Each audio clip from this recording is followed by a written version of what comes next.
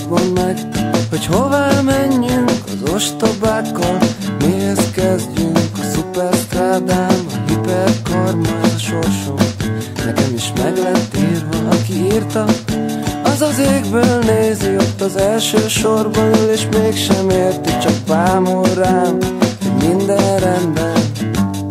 Neki könnyebb minden, azt a dobhártyát kicsit összép húzni, süket füllel könnyebb úszni, de ha engem hallgatsz, melléd úsznak, a füleid nélkül is visszahúznak. Hát ez van, csak azt nem tudni, hogy te mi a faszért jársz el szórakozni. Ha alszol szinte egész végig, csak akkor kelsz, mikor a pultból kérik. És már olyan mindegy, hogy mennyit is iszol, és olyan mindegy, hogy mit is gondolsz. És marhára nem baj, ha sosem bírtak, akik azt se tudják, hogyan hívnak. Ez az egész, ami épp úgy vesszük, ahogy mindenki más, és itt velünk együtt. Igazi, pedig csak annak tűnik, akik igazok, azok az ilyet el nem tűrik. Ez a helyzet, ez csak a lóvét nyeri, aki megengedheti, mind megengedi. A világ az ilyen, és itt vagy benne.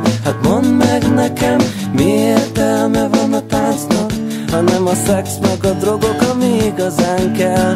Ez az a dolog, ami eltüntet, mint a szamarat a ködben, és mellettem vagy, de messze tőlem. Aki számít, azt te sosem látod, aki valamit is akar, az a jó barátod. Aki megesküszik, hogy jó barát vagy, pedig többnek tart, mint egy jó barátnak. Az a sumák fajta, az sosem mondja, csak nevetgél, hogy neki nincsen gondja, pedig eleve nem neszi meg a penész, érted? Sokra képes, aki szeret téged, és hiába mondod, sosem kérted. És hiába mondod, hogy azt nem lehet. És te hiába látod, hogy szép az élet, ha nem látja senki más, cseszheted.